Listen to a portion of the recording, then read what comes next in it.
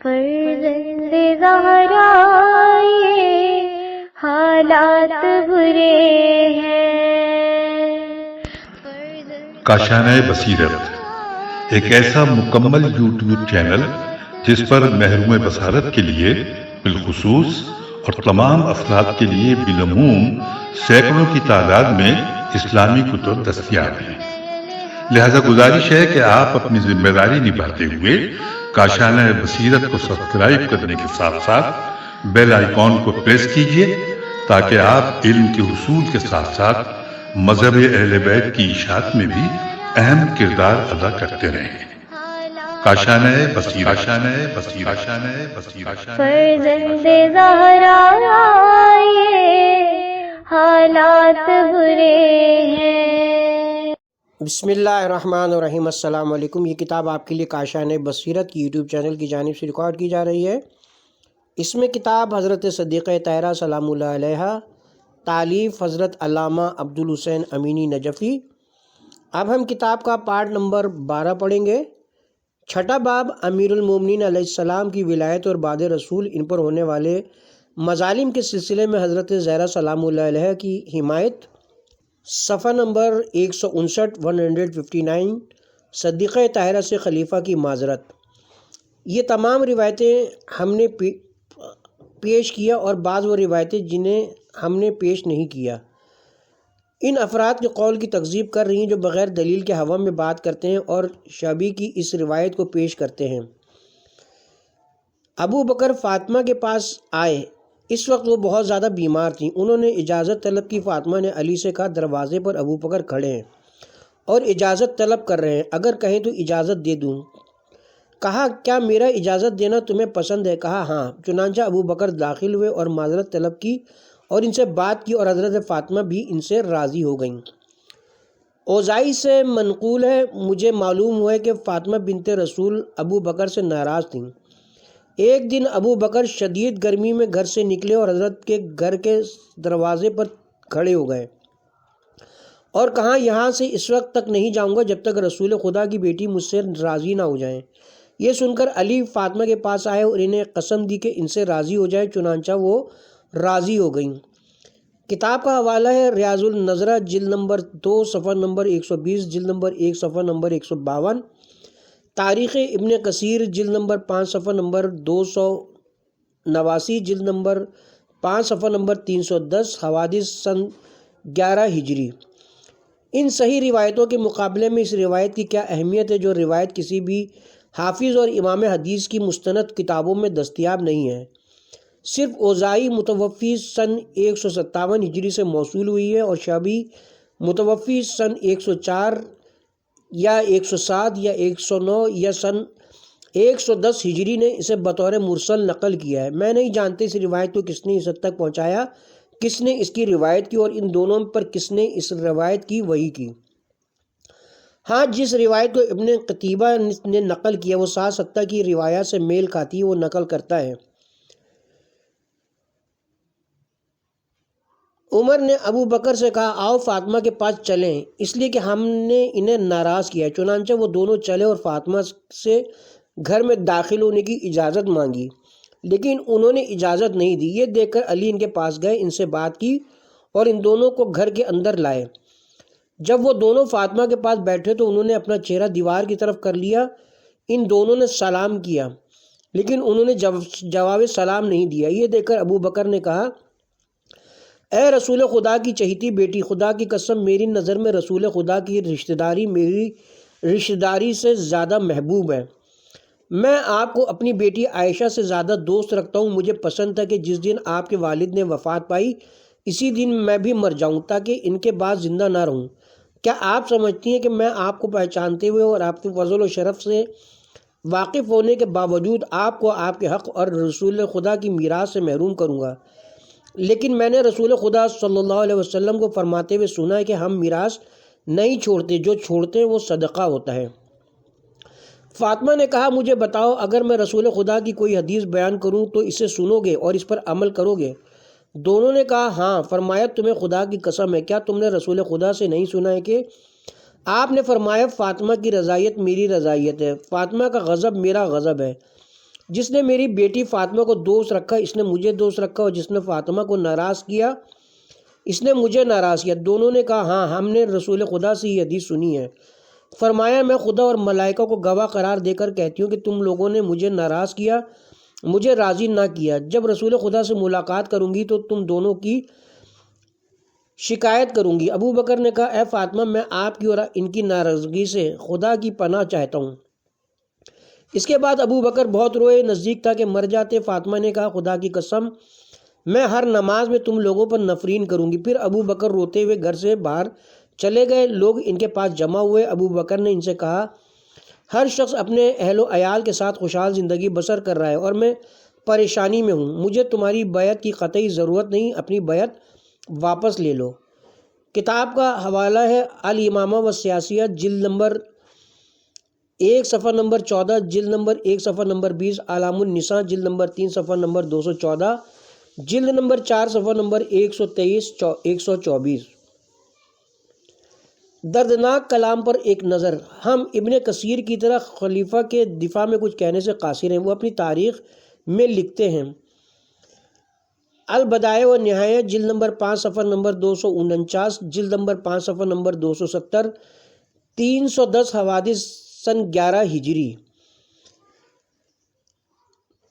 فاطمہ جو ایک انسان کی بیٹی تھی اور معصوم نہیں تھی، وہ عتاب و غضب سے مستفز ہوئیں اور مرتے دم تک ابو بکر سے بات نہیں کی۔ وہ آگے لکھتے ہیں کتاب کا حوالہ ایزن صفحہ نمبر 289۔ وہ ایک انسان کی بیٹی تھی، انہی کی طرح ناراض ہوتی تھی اور رسول خدا کی تصریح اور ابو بکر صدیق کی مخالفت کے پیش نظر ان کی عصمت واجب نہیں ہے۔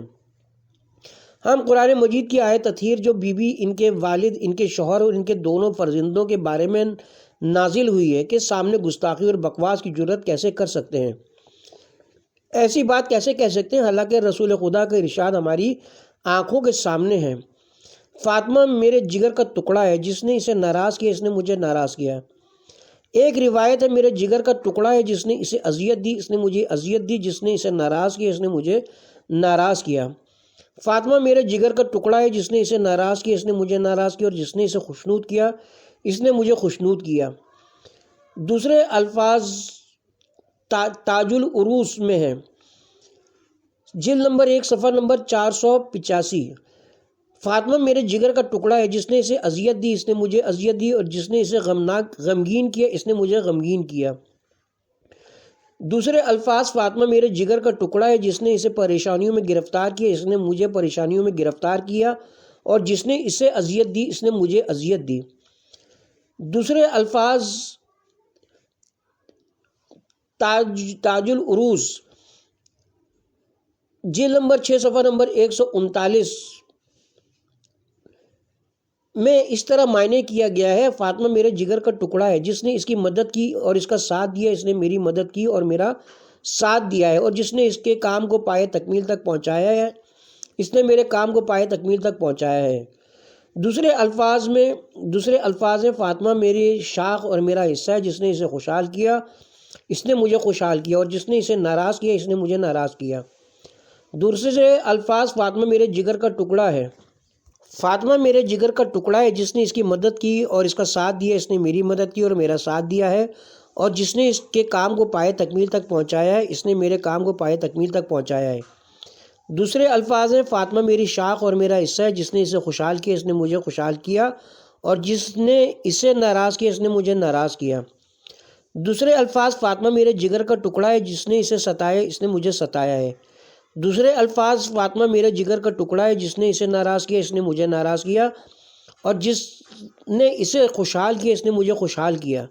دوسرے الفاظ فاطمہ میرے جگر کا ٹکڑا ہے، جس نے اسے مسرور و خوشحال کیا اس نے مجھے مسرور و خوشحال کیا۔ لفظی اختلاف کے ساتھ ان روایتوں کا صحاح ستہ کے مؤلفین اور دوسرے علماء حدیث نے اپنے سنن و مساند اور معالج کی اور معاجم کی کتابوں میں نقل کیا ہے۔ علامہ امینی نے الغدیر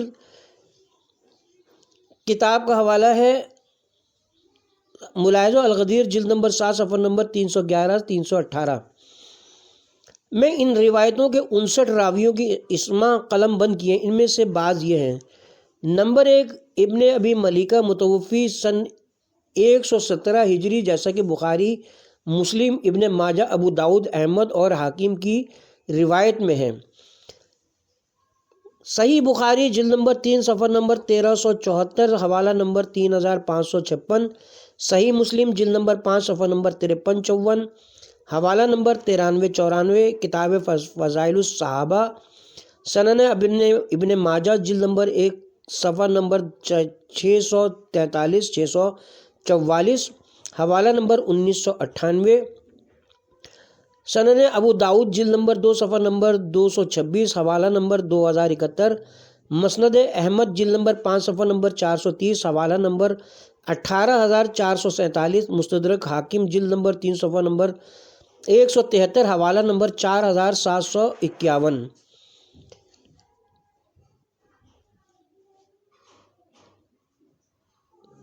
نمبر 2 عمر بن دینار مکی متوفی 125 ہجری یا 126 سن ہجری، جیسا کہ صحیح بخاری اور مسلم میں مذکور ہے۔ صحیح بخاری جلد نمبر 3 صفحہ نمبر 1374، حوالہ نمبر 3556، صحیح مسلم جلد نمبر 5 صفحہ نمبر 54، حوالہ نمبر 94، کتاب فضائل الصحابہ۔ نمبر 3 امام احمد بن حنبل متوفی سن 241 ہجری نے اپنی مسند احمد جلد نمبر 4 صفحہ نمبر 323 328، جلد نمبر 5 صفحہ نمبر 423، حوالہ نمبر 18428، صفحہ نمبر 430، حوالہ نمبر 18447۔ نمبر 4 حافظ بخاری ابو عبداللہ متوفی سن 256 ہجری اپنی صحیح میں، صحیح بخاری جلد نمبر 3 صفحہ نمبر 1374، حوالہ نمبر 3556۔ نمبر 5 حافظ ابو عبداللہ بن ماجہ متوفی سن 272 ہجری اپنی سنن ابن ماجہ جلد نمبر 1 صفحہ نمبر 216، جلد نمبر 1 صفحہ نمبر 400، صفحہ نمبر 643، حوالہ نمبر 1998۔ نمبر 6 حافظ ابو داؤد سجستانی متوفی سن 275 ہجری اپنی سنن ابو داؤد جلد نمبر 1 صفحہ نمبر 324، جلد نمبر 2 صفحہ نمبر 226، حوالہ نمبر 2071۔ نمبر 7 حافظ ابو عبد الرحمن نسائی متوفی 303 ہجری خصائص میں، سنن کبریٰ جلد نمبر 5 صفحہ نمبر 147، حوالہ نمبر 8518 8522، کتاب الخصائص، صفحہ نمبر 35۔ نمبر 8 ابو القاسم سہلی متوفی سن 581 ہجری الروض العنف میں، کتاب کا حوالہ ہے الروض العنف جلد نمبر 2 صفحہ نمبر 196، جلد نمبر 2 صفحہ نمبر 430۔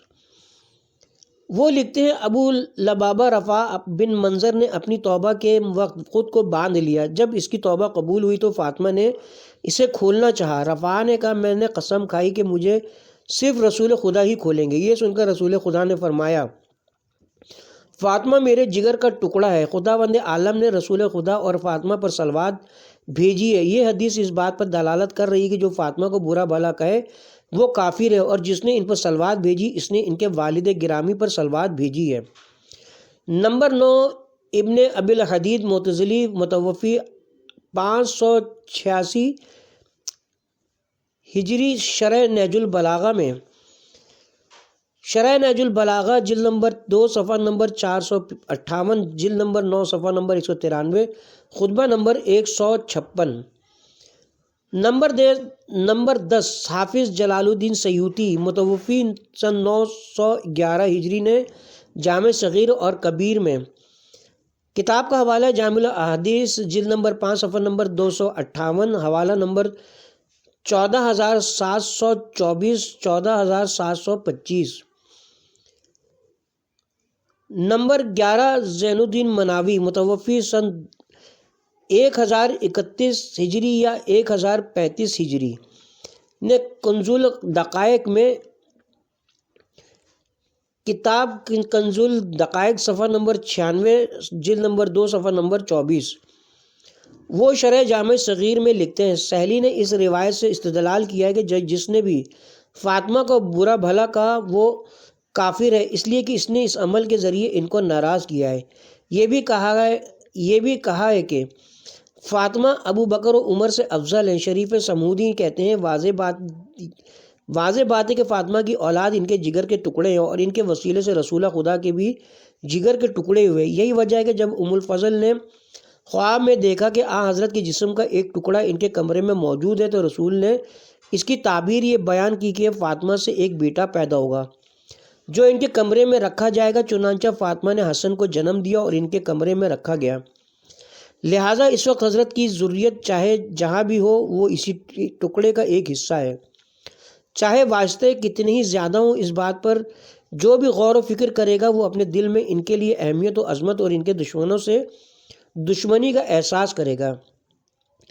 ابن حجر کہتے ہیں اس حدیث سے معلوم ہوتا ہے کہ جس کی اذیت سے رسول خدا کو اذیت ہوتی ہے اسے اذیت دینا حرام ہے۔ لہٰذا اس حدیث کی گواہی سے جو بھی فاطمہ سے کچھ کہے اور اس کی وجہ سے وہ اذیت میں مبتلا ہوں تو اس نے اس عمل کے ذریعے رسول خدا کو اذیت دی اور فاطمہ کے فرزندوں کو اذیت دینا ہی فاطمہ کی سب سے بڑی اذیت ہے۔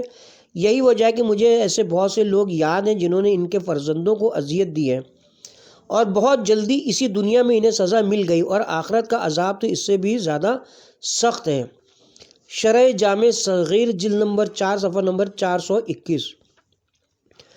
ایسی صورت میں ہم ابن کثیر کی بات کو کیسے مان سکتے ہیں؟ حالانکہ سماعتوں میں رسول خدا کے یہ کلمات گونج رہے ہیں، فاطمہ میرے پہلو میں دھڑکنے والا دل اور روح ہے، جس نے اسے اذیت دی اس نے مجھے اذیت دی ہے۔ کتاب کا حوالہ ملاحظہ ہو اسی کتاب کا صفحہ نمبر 99۔ اور حضرت صلی اللہ علیہ وسلم کا ارشاد، بے شک خداوند عالم فاطمہ کے غضب سے غضبناک ہوتا ہے اور اس کی رضائیت سے راضی ہوتا ہے۔ یا جناب فاطمہ سے حضرت کا یہ ارشاد، بے شک خداوند عالم تمہارے غضب سے غضبناک اور تمہاری رضائیت سے راضی ہوتا ہے۔ مجموع الکبیر جلد نمبر 1 صفحہ نمبر 108 حوالہ نمبر 182، مستدرک حاکم جلد نمبر 3 صفحہ نمبر 154، جلد نمبر 3 صفحہ نمبر 167 حوالہ نمبر 4730۔ انہوں نے اس حدیث کو صحیح کہا ہے۔ تذکرۃ الخواص صفحہ نمبر 175، صفحہ نمبر 310، کنز الاعمال جلد نمبر 7 صفحہ نمبر 111، جلد نمبر 13 صفحہ نمبر 674 حوالہ نمبر 25 377۔ جیسا کہ قسطلانی اور حمزاوی نے شرح بخاری میں لکھا ہوا ہے، یہ روایتیں مطلق ہیں، ان کی تمام چیزوں کو شامل ہیں جو صدیقہ کی رضائیت اور غضب کا موجب بن سکتی ہیں۔ اس سلسلے میں وہ بالکل رسول خدا کی طرح ہیں۔ اس سے یہ بھی ثابت ہوتا ہے کہ فاطمہ اسی سے خوشنود ہوتی ہیں جس سے خدا راضی ہوتا ہے، اور وہ اسی سے رنجیدہ ہوتی ہیں جس سے خدا رنجیدہ ہوتا ہے۔ اس سے ثابت ہوتا ہے کہ فاطمہ کی خوشنودی حاصل کرنا مستحبات میں ہے اور ان کو رنجیدہ کرنا مکروہ اور حرام ہے۔ اس لیے فاطمہ کی رضا و غضب میں خود ان کی اپنی حوث و غرض کا کوئی دخل نہیں ہے، اور یہی مفہوم ہے عصمت کا، جسے ابن کثیر جیسا کم فہم سمجھ نہیں سکا۔ آیہ تطہیر میں بھی جناب فاطمہ، ان کے والد، ان کے شوہر اور ان کے دونوں فرزندوں کے لیے یہی مفہوم پیش کیا گیا ہے۔ بس اللہ کا ارادہ یہ ہے اے اہل بیت کہ تم سے ہر برائی کو دور رکھے اور اس طرح پاک و پاکیزہ رکھے جو پاک و پاکیزہ رکھنے کا حق ہے۔ سورہ احزاب آیت نمبر 33۔ جناب فاطمہ خلیفہ وقت کی بیعت کیے بغیر دنیا سے رخصت ہو گئیں۔ ابو صالح نے معاویہ سے ایک مرفوع حدیث میں نقل کیا ہے، جو بھی امام کے بغیر مر جائے وہ جاہلیت کی موت مرا ہے۔ کتاب کا حوالہ ہے مسند احمد جلد نمبر 4 صفحہ نمبر 96، جلد نمبر 5 صفحہ نمبر 61 حوالہ نمبر 16434۔ معاویہ کی اس حدیث کو حافظ ہیثمی نے مجموع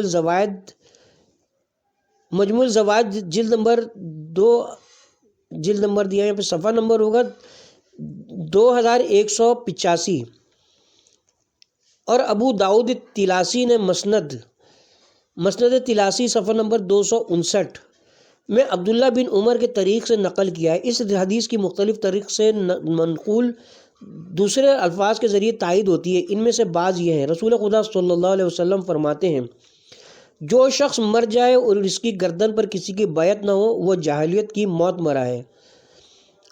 صحیح مسلم جلد نمبر 6 صفحہ نمبر 22، جلد نمبر 4 صفحہ نمبر 126، حدیث نمبر 58، کتاب الامارہ۔ حضرت کا ارشاد ہے، جو شخص مر جائے اور اس کی گردن کسی کی اطاعت نہ ہو وہ جہالت کی موت مرا ہے۔ مسند احمد جلد نمبر 3 صفحہ نمبر 446، جلد نمبر 4 صفحہ نمبر 476، حوالہ نمبر 15269۔ حضرت کا ارشاد، جو شخص مر جائے اور اپنے زمانے کے امام کو نہ پہچانے وہ جہالت کی موت مرا ہے۔ کتاب کا حوالہ شرح المقاص تفتازانی جلد نمبر 2 صفحہ نمبر 275، جلد نمبر 5 صفحہ نمبر 239۔ حضرت کا ارشاد، جو شخص ایک بالغ بھی جماعت سے متفرق ہو جائے اور مر جائے وہ جہالت کی موت مرا ہے۔ کتاب کا حوالہ ہے صحیح مسلم جلد نمبر 6 صفحہ نمبر 22، جلد نمبر 4 صفحہ نمبر 125، حدیث نمبر 55، کتاب الامارہ۔ یہ مسلم حقیقت ہے جسے صحاح اور مناسب نے ثابت کیا ہے، لہٰذا اسے قبول کرنے کے علاوہ کوئی چارہ نہیں ہے۔ اس کی قبولیت کے بغیر کسی مسلمان کا اسلام مکمل نہیں ہوتا۔ کسی نے بھی اس سلسلے میں اختلاف نہیں کیا اور کسی نے بھی اس میں شک نہیں کیا ہے۔ یہ تعبیر اس بات سے پردہ اٹھاتی ہے کہ جو شخص امام کے بغیر مر جائے اس کا انجام صحیح نہیں اور فلاح و بہبودی سے قطعی دور ہے، اس لیے کہ جہالت کی موت بدترین موت ہے، یہ کفر و الحاد کی موت ہے۔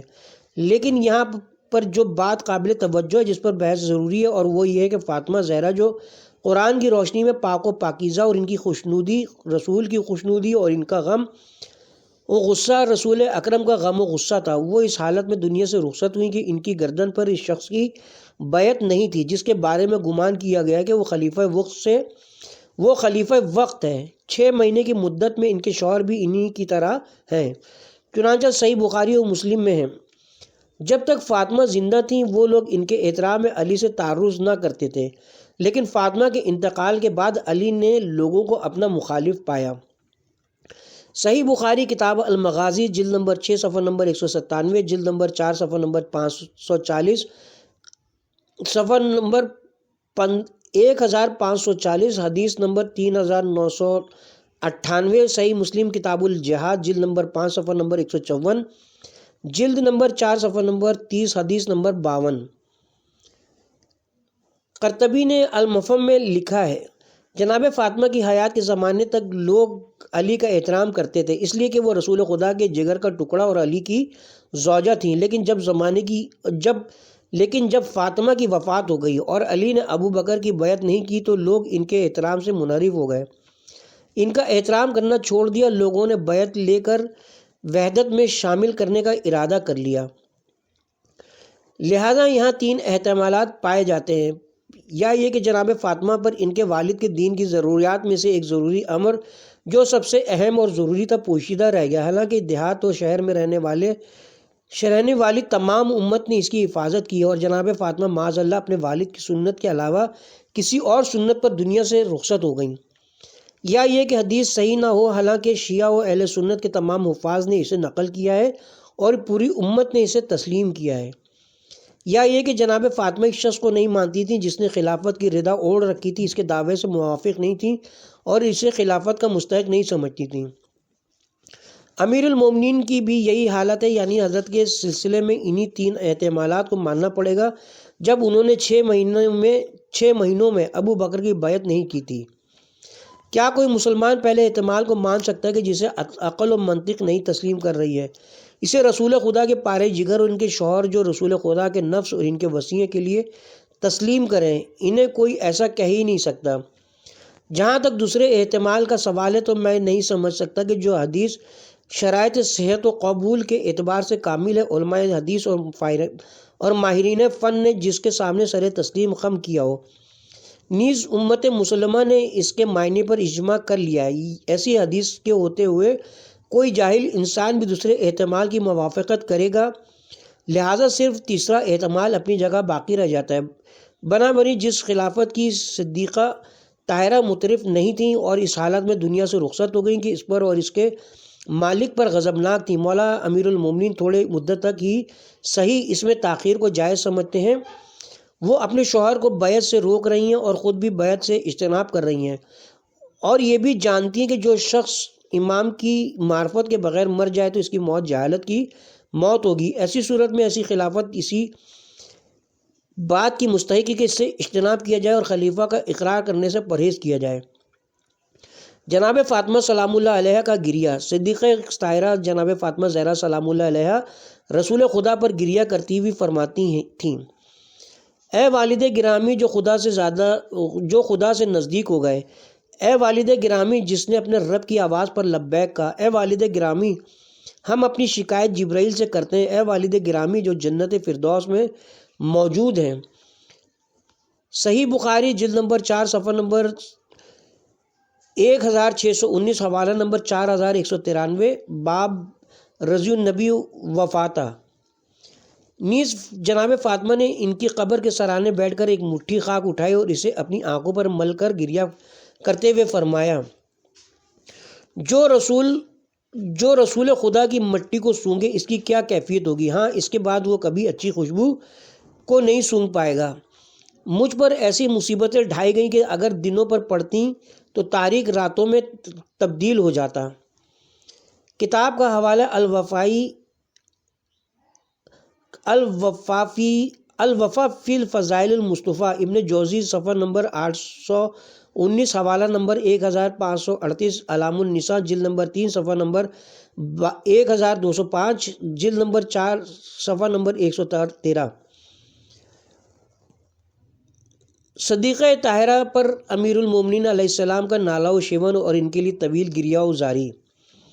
خطیب نے اپنی تاریخ میں احمد بن محمد بن مغلس حمانی کے طریق سے، اس نے ابو سہل فضل بن ابی طالب سے، اس نے عبد الکریم بن روح بزاز سے، اس نے اپنے باپ روح بن امبسہ بن سعید بن ابی عیاش بصری اموی، یعنی وہ بنی امیہ میں سے تھا، بلکہ اس کے اور امیوں کے درمیان ولائی اور قریبی رابطہ تھا۔ اس سے اس نے اپنے باپ انبسہ سے۔ کتاب کا حوالہ ہے، اصل کتاب میں اس نے اپنے والد اور اس نے انبسہ سے، لیکن صحیح وہی ہے جسے ہم نے نقل کیا ہے، اور اس نے اپنے باپ کی دادی ام عیاش رقیہ بنت رسول کی کنیز سے نقل کیا ہے۔ میں نے رسول خدا کو فرماتے ہوئے سنا کہ میں نے وحی آسمان کی وجہ سے ام الکلثوم کی شادی عثمان سے کی۔ کتاب کا حوالہ تاریخ بغداد جلد نمبر 12 صفحہ نمبر 364۔ علامہ امینی فرماتے ہیں: خطیب کے توسط سے یہ جھوٹی روایت نقل کرنے اور اس کے ضعف کے سلسلے میں ان کے خاموش رہنے پر تعجب نہ کریں، اس لیے وہ بنی امیہ کے والہانہ عشق و محبت میں گرفتار ہیں۔ اسی محبت و عقیدت نے انہیں احمد بن محمد کے سلسلے بزرگوں کے نظریات سے اندھا بنا دیا، اور خود انہوں نے اس کے حالات زندگی میں جو کچھ لکھا اسے بھی بھول گئے ہیں۔ ابن عدی لکھتے کہ میں نے جھوٹوں میں اس سے زیادہ بے حیا نہیں دیکھا۔ الکامل فی ضعف الرجال جلد نمبر 1 صفحہ نمبر 199 نمبر 44۔ ابن قانی لکھتے ہیں وہ موثق نہیں ہے۔ دارالقطنی لکھتے ہیں ابو حنیفہ کے لیے ذکر کیے گئے تمام مناقب و فضائل جعلی ہیں۔ احمد بن مغلس حمانی نے اسے گھڑا ہے، میں نے کئی مرتبہ اسے پڑھا ہے۔ کتاب کا حوالہ الضعفاء والمتقرقین صفحہ نمبر 123 نمبر 59۔ سند روایت میں عبد الکریم بن روح ابو سعید بصری بھی ہے جس کے بارے میں ابو حاتم لکھتے ہیں وہ مجہول ہے۔ الجرح و تعدیل جلد نمبر 6 صفحہ نمبر 61 نمبر 325۔ ابن حبان نے لکھا ہے کہ وہ غلطان اور مخالفت بہت زیادہ کرتا تھا۔ الثقات جلد نمبر 8 صفحہ نمبر 423۔ ہاں اس میں شک نہیں کہ رسول خدا جو فعل انجام دیتے ہیں اور جو بات کہتے ہیں وہ وحی کے سانچے میں ہوتا ہے جو آسمان سے نازل ہوتی ہے، اس لیے کہ وہ ہوا و حوث کی وجہ سے کوئی بات نہیں کہتے، وہ صرف وہی ہوتی ہے جو ان کی جانب ہوتی ہے۔ ہاں مقامات اور صورتحال کے اختلاف کی وجہ سے وحی کی کیفیت و مصلحت بھی مختلف ہوتی ہے۔ اس اعتبار سے حضرت کی طرف سے نیکی کرنا یا کسی قسم کا رابطہ برقرار کرنا اس جہت سے فضیلت نہیں کہ ان سے رابطہ برقرار ہوا یا ان سے نیکی کی ہے، اس لیے کہ یہ امور کبھی شخص پر حجت تمام کرنے کے لیے صادر ہوتے ہیں۔ چنانچہ یہاں یہ فعل بھی دینی معاشرے کو اس بات سے آگاہ کرنے کے لیے انجام دیا گیا ہے۔ ابیشیوں کتاب کا حوالہ ہے۔ ابیشمی معاویہ بن ابی سفیان کے پردادا عبدالشمس بن عبد مناف سے منسوب ہے کہ سینوں میں موجود بنی ہاشم کی دشمنی کو کوئی مہربانی اور رابطہ ختم نہیں کر سکتا، اس لیے کہ کوئی بھی مہربانی و عطوفت دامادی کے رابطے سے زیادہ آپسی میل جول کو مستحکم نہیں کر سکتی، بالخصوص رسول خدا کی بیٹی کا شوہر ہونا۔ لیکن کیا ام کلثوم کے شوہر عثمان نے اس کی ذرا بھی اہمیت محسوس کی، یا ان کے شب وفات میں انہوں نے اپنی دوسری زوجہ کے ساتھ ہم بستری کی؟ کتاب کا حوالہ ملاحظہ ہو صحیح بخاری جلد نمبر 1 صفحہ نمبر 432، حوالہ نمبر 1225، صفحہ نمبر 450، حوالہ نمبر 1277۔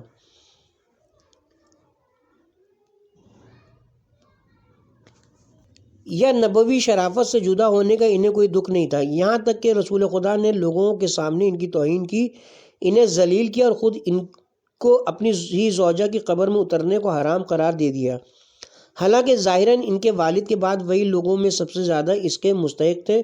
شاید بنی ہاشم اور بنی امیہ کے درمیان جو ارتباط اور رشتہ داری واقع ہوئی وہ اسی باب سے ہو۔ بنی ہاشم سرفہرست ان کو شرافت سے ہمکنار کرنے والے، رسول خدا ان کے کینہ و فساد کو کم اور ان کے دلوں میں سے دشمنی کو ختم کرنا چاہتے تھے، لیکن کیا وہ اپنے مقصد میں کامیاب ہو سکے یا اس کے بالکل برعکس نتیجہ سامنے آیا؟ بے شک میں نے بھڑکتی ہوئی آگ میں پھونک ماری اور اپنے سرد لوہے کو دے مارا۔ اگر یہ رشتہ داری اور اس جیسے دوسرے ارتباط نہ ہوتے تو بنی ہاشم کے خلاف زبانیں دراز ہو جاتی، اس لیے کہ یہ دونوں گروہ پہلے ہی سے دور دور رہتے تھے اور لوگ ان دونوں کے درمیان ہونے والے واقعات کو سابقہ باتوں پر حمل کرتے تھے، لیکن اصلاح طلب افراد نے ایسے ارتباط کی وجہ سے شکوک و شبہات کو اپنے سے دور کیا اور لوگوں کو سمجھایا کہ ڈنک مارنا تو بچھو کی ذات میں پوشیدہ ہے، اس سے کوئی قربت اور نرمی مفید نہیں۔ شاید اب آپ خود رسول خدا کے دونوں داماد یعنی حضرت امیر المومنین اور ام کلثوم کے شوہر عثمان میں فرق محسوس کر سکتے ہیں۔ امام علیہ السلام کی سیرت و روش صدیقہ طاہرہ کے ساتھ دیکھیں کہ جب ان کی وفات ہوئی تو وہ ان سے راضی تھیں، جب امام ان سے جدا ہوئے تو وہ راضی تھے، اور رسول خدا دنیا کو چھوڑتے ہوئے ان دونوں سے راضی و خوشنود تھے۔ دونوں کے آخری ایام پر ایک نظر ڈالیے کہ ان میں سے ایک اپنی زوجہ ام کلثوم کی وفات کی رات اپنی دوسری زوجہ سے ہم بستری کرتا ہے، جس کی وجہ سے خدا اور رسول اس سے ناراض ہوتے ہیں۔ زوجہ کی جدائی اس کے لیے قطعی اہم نہیں اور غم انگیز مصیبت، اور رسول خدا سے رشتہ دامادی کا ٹوٹنا بھی اسے نزدیکی سے نہیں روکتا۔ اور دوسرا وہ ہے کہ جو جناب فاطمہ زہرا کی وفات پر زار و قطار گریہ کرتا ہے، چنانچہ حضرت علی علیہ السلام اپنے گریہ و زاری کو طول دیتے ہوئے فرماتے ہیں: سلام ہو آپ پر اے خدا کے رسول، میری طرف سے اور آپ کی اس دختر کی طرف سے جو آپ کے جوار میں پہنچ رہی ہے اور بہت جلدی آپ سے ملحق ہو جائے گی۔ یا رسول اللہ، میری قوت صبر آپ کی منتخب روزگار دختر کے بارے میں ختم ہوئی جا رہی ہے اور میری ہمت ساتھ چھوڑے دے رہی ہے۔ صرف سہارا یہ کہ جب میں نے آپ کے فراق کے عظیم صدمے اور جان کا حادثے پر صبر کر لیا ہے تو اب میں اس مصیبت پر بھی صبر کر لوں گا، کیونکہ میں نے ہی آپ کو قبر میں اتارا تھا اور میرے ہی سینے پر سر رکھ کر آپ نے انتقال فرمایا تھا۔ بہرحال میں اللہ ہی کے لیے ہوں اور مجھے اسی کی بارگاہ میں واپس جانا ہے۔ آج وہ امانت واپس ہو گئی جو آپ نے میری تحویل میں دی تھی۔ اب میرا رنج و غم دائمی ہے اور میری راتیں شب بیداری میں بسر ہو رہی ہیں جب تک مجھے بھی پروردگار اس گھر تک نہ پہنچا دے جہاں آپ کا قیام ہے۔ عنقریب آپ کی دختر نیک اختر آپ کو ان حالات کی اطلاع دے گی کہ کس طرح آپ کی امت نے ان پر ظلم ڈھانے کے لیے اکٹھا ہو گئی تھی۔ آپ ان سے خود تفصیل سے جملہ حالات دریافت کر لیں۔ افسوس کہ یہ سب اس وقت ہوا ہے جب آپ کا زمانہ گزرے ہوئے دیر نہیں ہوئی تھی اور ابھی آپ کا تذکرہ باقی تھا۔ میرا سلام ہو آپ دونوں پر، اس شخص کا سلام جو رخصت کرنے والا ہے اور دل تنگ و ملول نہیں ہے۔ میں اگر اس قبر سے واپس چلا جاؤں تو یہ کسی دل تنگی کا نتیجہ نہیں ہے، اور اگر یہیں ٹھہر جاؤں تو یہ اس وعدے سے بے اعتنائی نہیں ہے جو پروردگار نے صبر والوں سے کیا ہے۔ پھر قبر فاطمہ کے قریب اشعار پڑھے: ہر دو دوست اور ہر رفیق کی رفاقت جدائی پر ختم ہوتی ہے، اور ایسی دوستی اور رفاقت کم ہے جو موت تک جاری رہے۔ ہاں، ایک کے بعد ایک میرے رفیق کا جانا اس بات کی دلیل ہے کہ کوئی بھی رفاقت دائمی نہیں ہے۔ کتاب کا حوالہ ایک نقل میں ہے۔ ہاں، احمد کے بعد جناب فاطمہ کی دوری ملاحظہ کریں۔ امام العالم النساء جلد نمبر 3 صفحہ نمبر 1222، جلد نمبر 4 صفحہ نمبر 131۔